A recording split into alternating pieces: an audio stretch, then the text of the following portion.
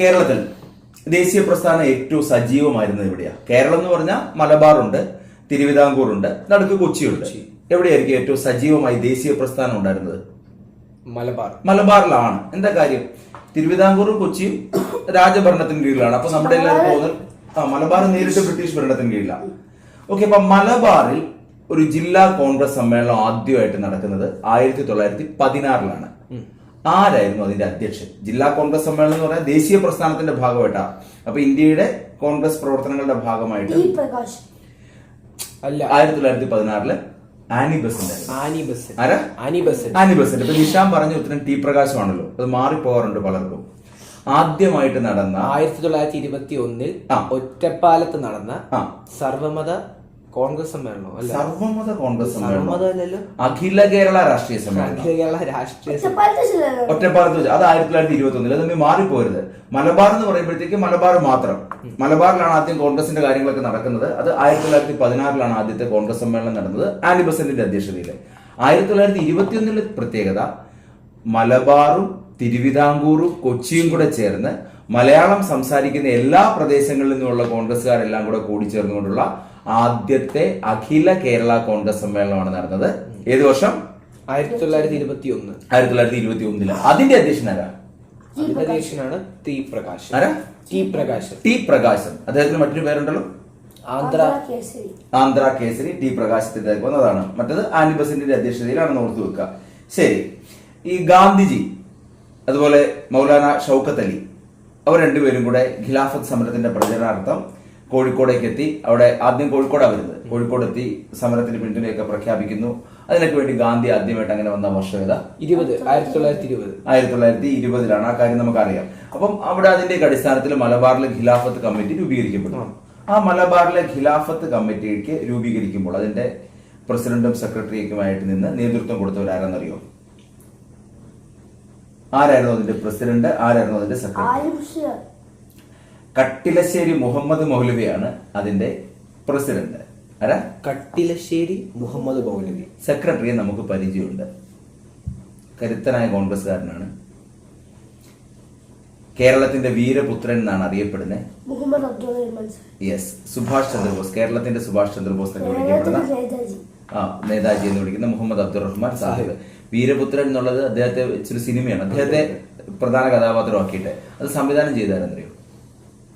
P T Kunjumuhammed. P T കുഞ്ഞുമുഹമ്മദിന്റെ മഗ്രിബ് എന്ന സിനിമയിൽ ഒരു ഡയലോഗ് എടുത്ത് മാറ്റി എഴുതിയതിനാണ് നമ്മുടെ ന്യൂമാൻ കോളേജിലെ പ്രൊഫസറുടെ കൈവെട്ടുന്ന പ്രശ്നമൊക്കെ വന്നത്.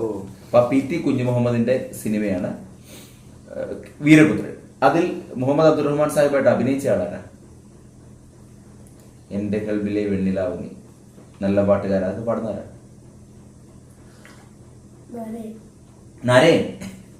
നരേനാണ് മുഹമ്മദ് അബ്ദുറഹ്മാൻ സാഹിബായിട്ട്. അതെ. ഓക്കെ, എന്തായാലും മലബാറിൽ ഖിലാഫത്ത് കമ്മിറ്റിയൊക്കെ രൂപീകരിച്ചതിന് ശേഷം ഖിലാഫത്ത് സമരം വ്യാപകമായിട്ട് വരുന്നു. മലബാർ പ്രദേശങ്ങളിലെ പ്രധാനമായിട്ടും 2-3 താലൂക്കുകളിലാണ് ഖിലാഫത്ത് സമരം ശക്തി പിടിച്ചത്. ഏതൊക്കെയാണ് ആ താലൂക്കുകൾ? ഏറനാട്, വള്ളുവനാട്. ഏറനാടും വള്ളുവനാടുമാണ്. പൊന്നാനിയും കൂടി ഉണ്ട്, എങ്കിലും പ്രധാനമായിട്ടുള്ളത് ഏറനാടും വള്ളുവനാടുമാണ്. അങ്ങനെയാണ് മലബാർ കലാപം നടക്കുന്നത്. ഖിലാഫത്ത് സമരത്തിന്റെ ഭാഗമായിട്ടുള്ള മലബാർ കലാപം. ശരിക്കും മലബാറിൽ ഒരുപാട് മാപ്പിള ലഹളകൾ അതിനു മുമ്പ് നടന്നിട്ടുണ്ട്. നിങ്ങൾ പഠിക്കുമ്പോൾ ഓർക്കേണ്ട കാര്യം, 100 വർഷങ്ങൾക്ക് മുമ്പ് 1826 1856 ഒക്കെ ഇടയ്ക്ക് ഒരുപാട് കലാപങ്ങൾ മലബാറിൽ നടന്നിട്ടുണ്ട്. അതിനെ മാപ്പിള കലാപങ്ങൾ എന്നൊക്കെ വിളിക്കാൻ കാരണം അന്ന് സ്ഥിരമായിട്ട് ബ്രിട്ടീഷുകാരെ സപ്പോർട്ട് ചെയ്ത് നിൽക്കുന്ന ജന്മിമാര്, അവർക്കെതിരെ നിൽക്കുന്ന കുടിയാന്മാരുടെ സമരങ്ങളാണ്. അതിലാണ് HV കനോലി എന്ന് പറയുന്ന മലബാർ കളക്ടർ മരണപ്പെട്ട കാര്യമൊക്കെ ഇല്ലേ? അതൊക്കെ വളരെ നേരത്തെയാണ്, ഇപ്പോഴല്ല. ഈ 1921 മലബാർ കലാപം നടക്കുന്നത്. മലബാർ കലാപത്തിന്റെ ഭാഗമായിട്ട് വളരെ ചരിത്ര പ്രസിദ്ധമായ ഒരു യുദ്ധം നടന്നിട്ടുണ്ട്. നിങ്ങൾ എപ്പോഴും ഓർക്കേണ്ടത്, മലബാർ കലാപത്തിന്റെ ഭാഗമായിട്ട് നടന്ന യുദ്ധം ഏതെന്നാണ് ചോദ്യം. മലബാർ കലാപത്തിന്റെ ഭാഗമായിട്ട് നടന്ന ഏറ്റവും പ്രധാനപ്പെട്ട സംഭവം അല്ലെങ്കിൽ ട്രാജഡി ഏതാണെന്ന് ചോദിച്ചാൽ നിങ്ങൾക്ക് വാഗൺ ട്രാജഡി. ഇത് മലബാർ കലാപത്തിന്റെ ഭാഗമായിട്ട് നടന്ന സംഭവങ്ങളിൽ ഏറ്റവും പ്രധാനപ്പെട്ട യുദ്ധം ഏതാണ്?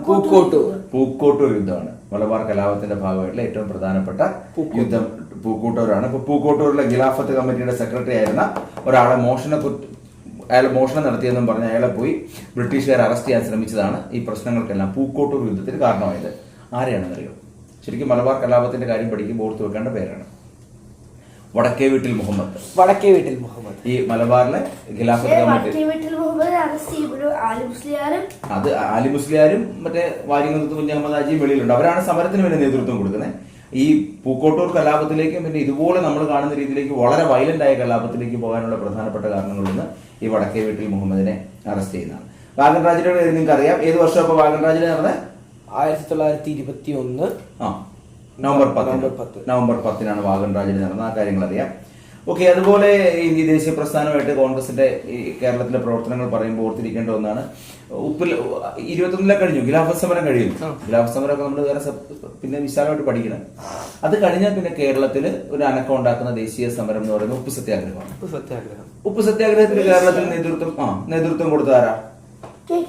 കെ കേളപ്പൻ. സംശയം വേണ്ട. കെ കേളപ്പന്റെ നേതൃത്വത്തിൽ ആ സമരം നടക്കുന്ന എവിടെയാണ്? പയ്യന്നൂർ ഉളിയത്ത് കടവാണ് കേരളത്തിലെ ഉപ്പ് സത്യാഗ്രഹത്തിന്റെ ഏറ്റവും പ്രധാനപ്പെട്ട കേന്ദ്രമായിട്ട് മാറുന്നത്. മലബാർ കലാപം കഴിഞ്ഞിട്ട് ഏറ്റവും പ്രധാനപ്പെട്ട സമരം ദേശീയത്തിലൊരു ഉപ്പ് സത്യാഗ്രഹമായിരുന്നു.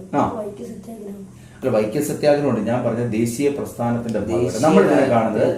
ദേശീയ പ്രസ്ഥാനം എന്ന് ഉദ്ദേശിക്കുന്നത് ഇന്ത്യൻ നാഷണൽ കോൺഗ്രസിന്റെ നേതൃത്വത്തിൽ ഇന്ത്യയിൽ അപ്പാടെ സ്വാതന്ത്ര്യ സമരം അലയടിച്ച കുറെ സംഭവങ്ങൾ. ഇപ്പൊ ക്വിറ്റ് ഇന്ത്യ സമരം, അല്ലെ ഉപ്പ് സത്യാഗ്രഹം, അത്തരം സമരങ്ങൾ, നിസ്സഹകരണ പ്രസ്ഥാനം. അതിനിടയ്ക്ക് ലോകത്തെ ഇന്ത്യയിലെ എല്ലാ പ്രദേശങ്ങളിലും കേരളത്തിൽ ഉൾപ്പെടെ മറ്റ് സംഭവങ്ങൾ ഉണ്ടാവുന്നുണ്ട്. മനസ്സിലാവുന്നത് ഞാൻ പറയാം.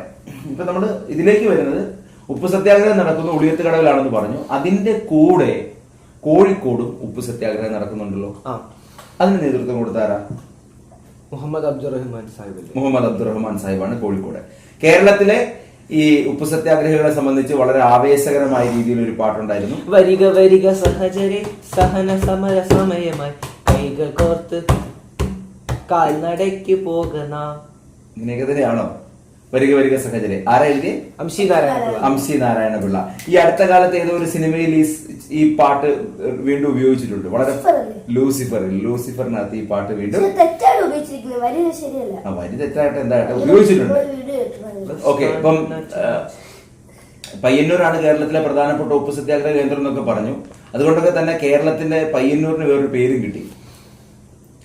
ഇന്ത്യൻ രണ്ടാം ബർദോളി. ഒന്നാം ബർദോളിയിലെ സമരനായകൻ ആരായിരുന്നു? സർദാർ വല്ലഭായ് പട്ടേൽ. ഗുജറാത്തിലെ ബർദോളിയിൽ. ഈ ബർദോളി സത്യാഗ്രഹത്തിലാണോ മഹാത്മാഗാന്ധി സർദാറിന് വല്ലഭായ് പട്ടേലിനെ സർദാർ എന്ന് വിശേഷിപ്പിക്കുന്നത് ബർദോളി സത്യാഗ്രഹത്തിന്റെ ഭാഗമായിട്ടാണ്. അപ്പം രണ്ടാം ബർദോളി എന്നുള്ള പേര് പയ്യന്നൂരിന് കിട്ടുന്നു. ഓക്കെ. ഇനി പറഞ്ഞല്ലോ, അടുത്ത ദേശീയ തലത്തിലുള്ള വലിയ സമരം ക്വിറ്റ് ഇന്ത്യ സമരം തന്നെയാണ്. കേരളത്തിലും കുഴപ്പമൊന്നും ഉണ്ടായിരുന്നില്ല. അങ്ങനെയാണെങ്കിൽ ക്വിറ്റ് ഇന്ത്യ സമരവുമായി ബന്ധപ്പെട്ട് കേരളത്തിൽ നടന്ന ഏറ്റവും പ്രധാനപ്പെട്ട കീഴരിയൂർ ബോംബ് കേസ്. അങ്ങനെയല്ലടാ, വയലന്റ് ആയിട്ടുള്ള സംഭവങ്ങളെ കുറിച്ച് സംസാരിക്കുന്നതേ ഉള്ളൂ. കീഴരിയൂർ ബോംബ് കേസിൽ അറസ്റ്റിലായ 2 പ്രഗത്ഭരുണ്ട്. പേര് പറയാമോ? നമ്മൾ KPSC ക്വസ്റ്റ്യനൊക്കെ പോകുമ്പോഴത്തേക്ക് ഹൈസ്കൂൾ ഹയർ സെക്കൻഡറിക്കാരാണ് ഇതിന്റെ അടുത്ത സ്റ്റേജിലേക്ക് പഠിക്കേണ്ടത്. UPയുടെ ഒക്കെ സംസ്ഥാന തലത്തിലൊക്കെ പോകേണ്ടി വന്നാൽ പഠിക്കേണ്ടി വരും. KB മേനോനും TP കുഞ്ഞിരാമക്കടവ്. 2 പേരുകൾ ഓർത്തു വെക്കണം. കീഴരിയൂർ ബോംബ് കേസുമായിട്ട് ബന്ധപ്പെട്ട അറസ്റ്റിലായ പ്രമുഖരാണ് KB Menon, TP Kunhiramakkadavu. Okay. Nishan, ആധുനിക തിരുവിതാംകൂറിലെ രാഷ്ട്രീയ പ്രസ്ഥാനത്തിന്റെ പിതാവ് എന്നറിയപ്പെടുന്ന ആരാ? Barrister GP Pillai. അപ്പം ഈ തിരുവിതാംകൂറിൽ ഒരു രാഷ്ട്രീയ സമരം, തിരുവിതാംകൂർ നാട്ടുരാജ്യമാണ്, അവിടെ അങ്ങനെ വലിയ സമരങ്ങളൊന്നുമില്ല. അവിടെ ഒരു രാഷ്ട്രീയ സമരത്തിന് തുടക്കം കുറിക്കുന്നത് യഥാർത്ഥത്തില് 1891 ഒരു സംഭവമാണ്. 1890 കേരള മെമ്മോറിയൽ, മലയാളി മെമ്മോറിയൽ. ഏതാ? മലയാളി മെമ്മോറിയൽ 1891 മലയാളി മെമ്മോറിയലാണ് ഇതിന് നേതൃത്വം കൊടുക്കുന്നത്. നിഷാൻ, മലയാളി മെമ്മോറിയൽ എന്ന് പറയുമ്പോഴത്തേക്ക് അവിടെ ഓർക്കേണ്ട കാര്യമുണ്ട്. ഒരു അത്യാവശ്യം നമുക്കൊരു പ്രശ്നം വരുമ്പോൾ, ഒരു ബുദ്ധിമുട്ട് വരുമ്പോഴത്തേക്കാണ് ആളുകളെല്ലാം ആ സമരങ്ങളിലേക്ക് വരുന്നത്. മലയാളികളായ ആൾക്കാർക്ക് കൃത്യമായിട്ട് ജോലി കിട്ടുന്നില്ല, സർക്കാർ സർവീസിൽ കൃത്യമായ നിയമനങ്ങൾ കിട്ടുന്നില്ല, തമിഴ് ബ്രാഹ്മണര്, മദ്രാസിൽ നിന്ന് വരുന്ന ആൾക്കാർ, അവരെയൊക്കെയാണ് പരിഗണിക്കുന്നത്. സ്വാഭാവികമായിട്ടൊരു ആവശ്യം വരുമ്പോൾ ആൾക്കാർ സമരം ചെയ്യും.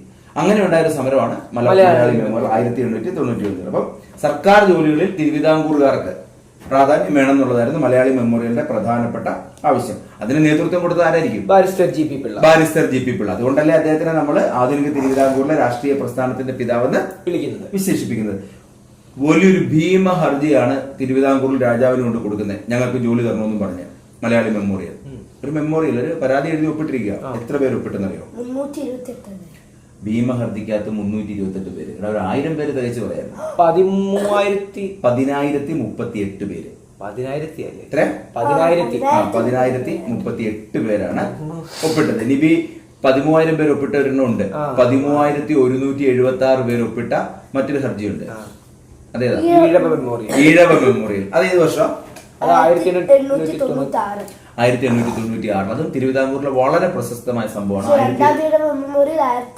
ഓക്കെ, അപ്പൊ 1896 ഈഴവ മെമ്മോറിയൽ. ഈഴവ മെമ്മോറിയലിന് നേതൃത്വം കൊടുത്താരാ? ഡോക്ടർ പൽപു.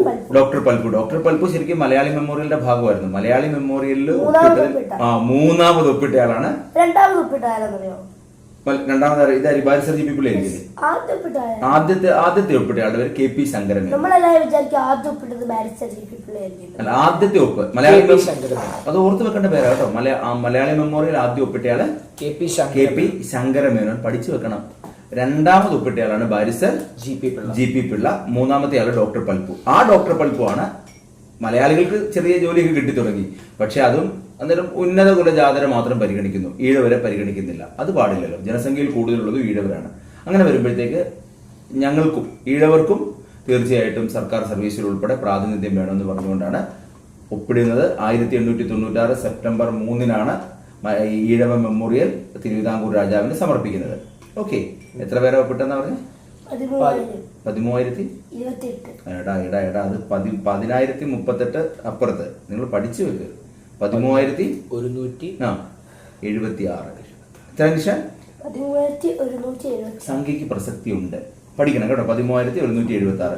പിന്നെ നിഷാൻ പറഞ്ഞത് കറക്റ്റാണ്. രണ്ടാം ഈഴവ മെമ്മോറിയൽ. അതെന്താ ഈ രണ്ടാം ഈഴവ മെമ്മോറിയൽ സമർപ്പിച്ചത്? ഡോക്ടർ കഴ്സറോ? കഴ്സൺ പ്രഭുവിന്റെ മൂക്കടയുന്നു. അല്ല, കഴ്സൺ പ്രഭു 1900 തിരുവിതാംകൂർ വന്നു. ഒരു വൈസ്രോയി ചുമ്മാ നല്ല വൈസ്രോയി വരികയല്ലേ. വൈസ്രോയി വന്നപ്പോൾ ഈ ആവശ്യങ്ങൾ ഉന്നയിച്ചുകൊണ്ട് ഒന്നുകൂടി കൊടുക്കുന്നു. അപ്പം തിരുവിതാംകൂർ സന്ദർശിച്ച വൈസ്രോയി ആരാ? കഴ്സൺ പ്രഭു.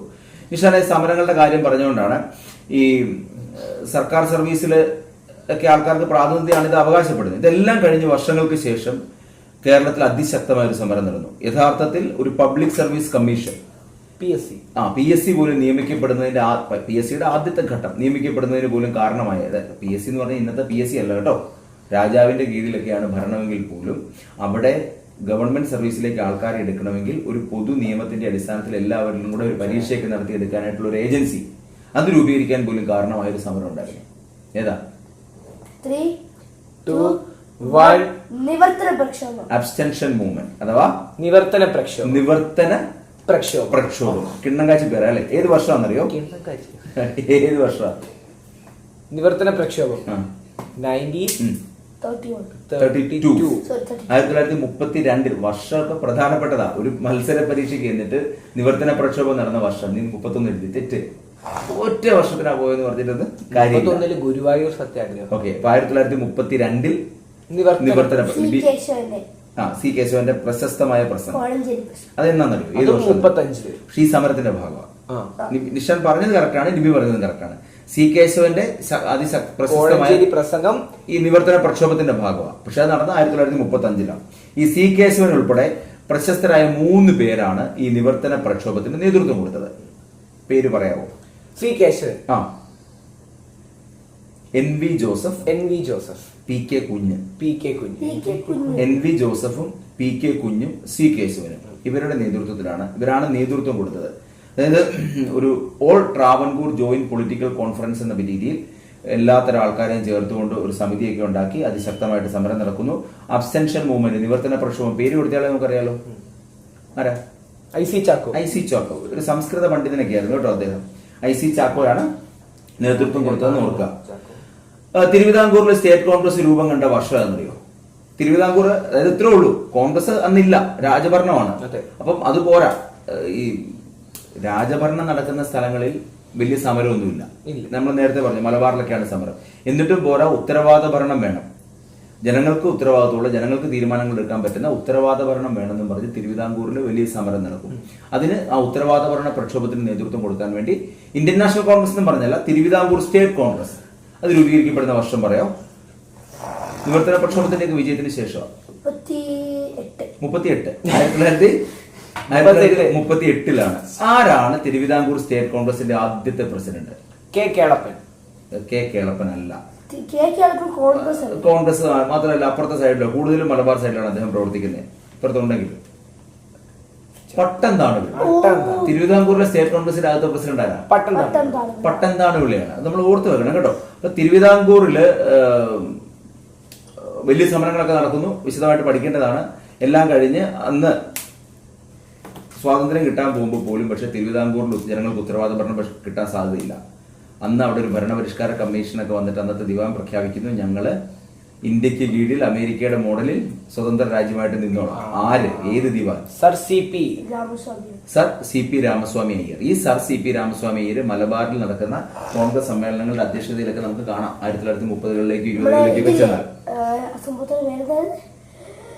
ഈ വായന ലൈബ്രറി ഇതില്ലേ നമ്മള് PN പഠിക്കാറില്ല, അതിന്റെ ഉദ്ഘാടനത്തിന് ഇദ്ദേഹമാണ് സർ സി പി ആണ്. ഒട്ടും തിരക്കിലായിരുന്നു, ആരും വന്നില്ല. ഈ ഗ്രന്ഥശാല സംഘത്തിന്റെ തുടക്കം വരുമ്പോ സർ സി പി വരുമ്പോഴത്തേക്ക് ആളുകൾ മാറി നിന്നു. അവര് പരിപാടി പങ്കെടുത്തു. കാരണം അന്ന് സർ സി പിക്കെതിരെ അത്രയ്ക്ക് ഹെയ്റ്റ് ഉണ്ട്. ജനങ്ങള് അത്യാവശ്യം ആളുകളെ സംബന്ധിച്ചിടത്തോളം അവർക്ക് സ്വതന്ത്ര ഭരണം വേണം. അപ്പൊ സർ സി പിയുടെ ആ അമേരിക്കൻ മോഡലിനെതിരെ നടന്ന സമരം ഏതാ? പുന്നപ്ര വയലാർ സമരം. പുന്നപ്ര വയലാർ സമരം നടന്ന 1946-ലാണ്. പുന്നപ്ര വയലാർ സമരത്തിന് നേതൃത്വത്തിലുണ്ടായിരുന്ന ഒരാൾ പിന്നീട് കേരളത്തിന്റെ മുഖ്യമന്ത്രിയായല്ലോ, സഖാവ് വി എസ് അച്യുതാനന്ദൻ.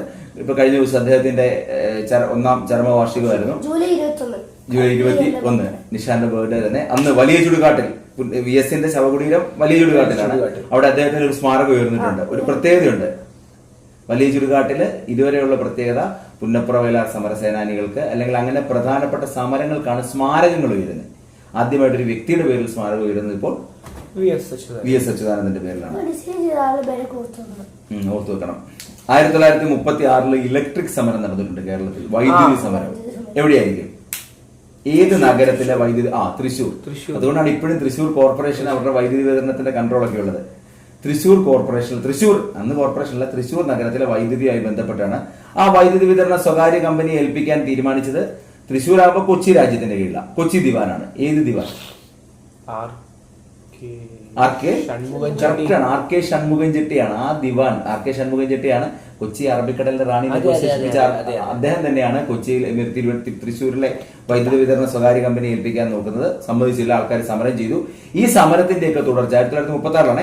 ഇതിന്റെയൊക്കെ തുടർച്ചയായിട്ടാണ് കൊച്ചിയില് ഉത്തരവാദ ഭരണത്തിന് വേണ്ടിയിട്ടുള്ള സംഘടന ഉണ്ടായത്. തിരുവിതാംകൂറിലെ സംഘടനയുടെ പേരെന്തായിരുന്നു? തിരുവിതാംകൂർ സ്റ്റേറ്റ് കോൺഗ്രസ്. 1938 പട്ടംതാണുള്ള ആദ്യത്തെ പ്രസിഡന്റായി. കൊച്ചിയില് ഈ രീതിയിൽ തുടങ്ങിയ കൊച്ചി രാജ്യ പ്രജാസഭ, കൊച്ചി രാജ്യ പ്രജാമണ്ഡലം. മാറിപ്പോകരുത്. കൊച്ചി രാജ്യ പ്രജാമണ്ഡലം 1941 കൊച്ചി രാജ്യ Praja Mandalam. Okay.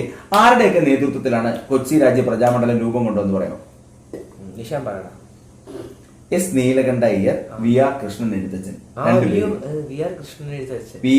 എഴുത്തച്ഛനും S Neelakanta Iyer. Okay. നമ്മള് മലബാറിൽ ഈ സമയത്ത് തന്നെ ഒരുപാട് വനിതകള് സ്വാതന്ത്ര്യ സമര പ്രസ്ഥാനങ്ങളിൽ വളരെ സജീവമായിരുന്നു. മലബാറിലെ ഈ വനിതകളുടെ സമരത്തിനൊക്കെ നേതൃത്വം കൊടുത്തുകൊണ്ട് നിന്നിരുന്ന, ജയിലിൽ പോയി കഴിഞ്ഞപ്പം കൈക്കുഞ്ഞുമായിട്ട് ജയിലിൽ വരെ പോയി കൊണ്ടിരുന്ന ഒരു കരുത്തിയായ എ വി കുട്ടിമാളു അമ്മയാണ് മലബാറിലെ. ഇപ്പുറത്തെ തിരുവിതാംകൂറിലേക്ക് വന്നു കഴിഞ്ഞാൽ പിന്നെ നമുക്ക് പറയാം അക്കാമച്ചെറിയാൻ തന്നെയാണ് പ്രധാനപ്പെട്ടയാൾ. അക്കാമച്ചെറിയാന്റെ അനിമസ്ക്രീനും ഉണ്ട്. അനിമസ്ക്രീനും അക്കാമച്ചെറിയാനും കറക്റ്റ് രണ്ടുപേരുടെ പേരാണ്.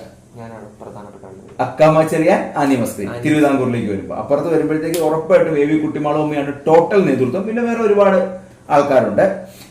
അക്കാമച്ചെറിയാന്റെ ഏറ്റവും പ്രശസ്തമായ സംഭവം എന്താ?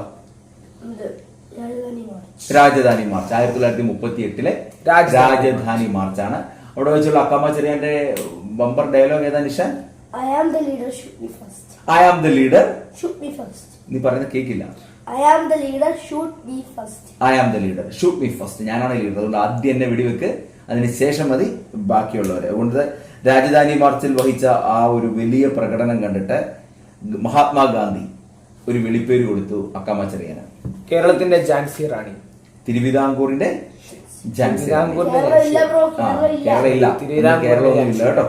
തിരുവിതാംകൂറിന്റെ ഝാൻസി റാണി. മഹാത്മാഗാന്ധി മരിക്കുമ്പോ കേരളം എന്നൊരു സംസ്ഥാനം തൽക്കാലം ഇല്ല. പക്ഷെ 56-ലാണ് കേരളം വരുന്നത്. എന്നാൽ കേരളം ഇല്ലെങ്കിൽ പോലും all India Kerala Congress committee something ഇതിന് ഈ അഖില കേരള രാഷ്ട്രീയ സമ്മേളനമാണ് 1921 നടക്കുന്നത്. ഓക്കെ, അങ്ങനെയാണെങ്കിൽ ഒരു ചോദ്യം ചോദിക്കട്ടെ, എത്ര പേര് ഒപ്പിട്ട നിവേദനമായിരുന്നു ഈഴവ മെമ്മോറിയൽ? 13,176. 13,176 പേരാണ് അതിനകത്തുണ്ടായിരുന്നത്. 1038 പേര്. 1038. നിഷാൻ, ഈ മലയാളി മെമ്മോറിയൽ ഒപ്പിട്ട ആദ്യത്തെ ആളാരാ? ആ, എനിക്ക് പറയാം. ശങ്കരൻപിള്ള. KP ശങ്കരമേനോൻ. ആരാ? KP ശങ്കരമേനോൻ. എന്തോന്നാടാ പേരൊക്കെ പഠിച്ചത്. KP ശങ്കരമേനോൻ. ഇവിടെ ഈ ആരുടെയൊക്കെ നേതൃത്വത്തിലാണ് കൊച്ചി രാജ്യ പ്രജാമണ്ഡലം രൂപം കൊണ്ടെന്നറിയോ? Krishnan Ezhuthachan. VR Krishnan എഴുത്തച്ഛനും Krishnan Ezhuthachan. S Neelakanta Iyer. Pillai. S Neelakanta Iyer. KP ശങ്കരമേനോന്റെ പേര് കണ്ട. ഓക്കെ, നീലകണ്ഠ അയ്യർ. പിന്നെ തിരുവിതാംകൂർ സ്റ്റേറ്റ് കോൺഗ്രസ് ആദ്യത്തെ അധ്യക്ഷന്റെ പേര് അറിയാലോ? പട്ടംതാണു പിള്ള. ഈ പൂക്കോട്ടൂർ കലാപത്തിന് കാരണമാകുന്ന രീതിയിൽ ആദ്യം അറസ്റ്റ് ചെയ്യപ്പെട്ട പൂക്കോട്ടൂരുള്ള ഖിലാഫത്ത് കമ്മിറ്റിയുടെ വടക്കേ വീട്ടിൽ മുഹമ്മദ്, ഒരു ഹാജിയല്ല, വടക്കേ വീട്ടിൽ മുഹമ്മദ്, അത്രയും മാത്രം ഓർത്താൽ മതി. ഓക്കെ.